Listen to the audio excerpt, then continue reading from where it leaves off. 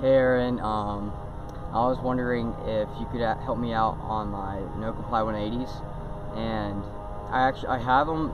I don't really have them, but I can get the board around. But I have trouble landing on it after I swing it around. So I'm just going to show you a couple of my prior tricks. Awesome, man. So thanks a lot. I really appreciate you sending in this video. I've never done a no comply skate support, so I'm really stoked that you sent this in. So your ollie is good, your shove it is good, frontside 180 was good. I would have liked to see you really roll away fakie, and that just means turning your head and shoulders more, and then that heel flip was good also. Now I'm going to show you my no comply 180s. So here they are. Great. I love this trick. It's just so rad. Wow, that was really close. Cool. Again, quite close. Good.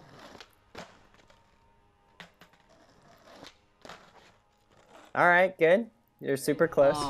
So that's my no comply 180s. Hope that you can help me out with them. I've been trying them for quite a while, and thanks. Bye. Awesome. So I can definitely help you out with these. Let's see what we have going on here in slow motion. So your front foot jumps onto the ground, and then your back foot scoops the board, does the 180, and then your front foot jumps back on. You nearly had that one. The board just got away from you a little bit. So for that one there, you would just have to work on popping the board up a little bit closer to you so you can just jump right back onto it. That one was definitely a lot closer. I think if you would have committed the same way you did on the first one with that second one, you would have made it.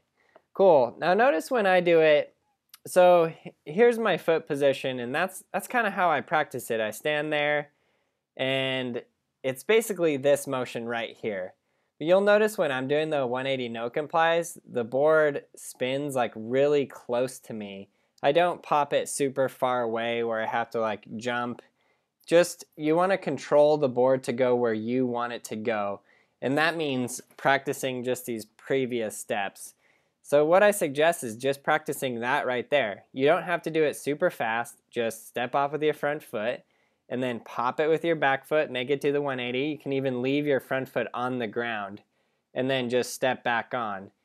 So practice it just like that, nice and slow, and then you can work on speeding it up from there.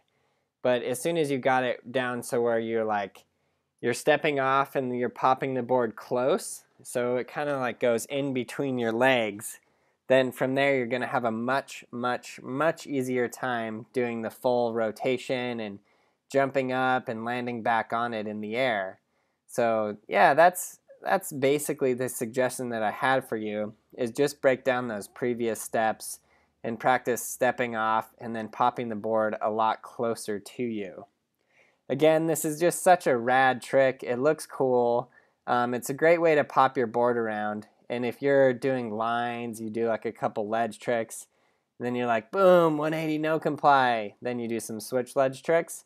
It just looks super sick. So yeah, I highly recommend anyone learning this trick.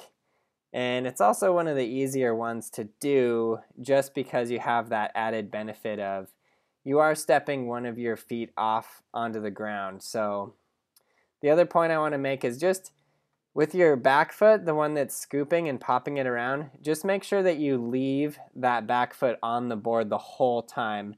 That's super important because that's your point of control so that the board doesn't go primo or anything like that.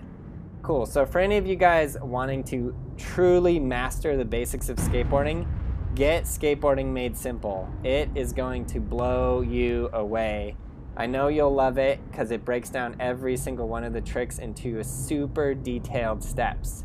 So check the video out now. Thanks for your support. You guys are awesome.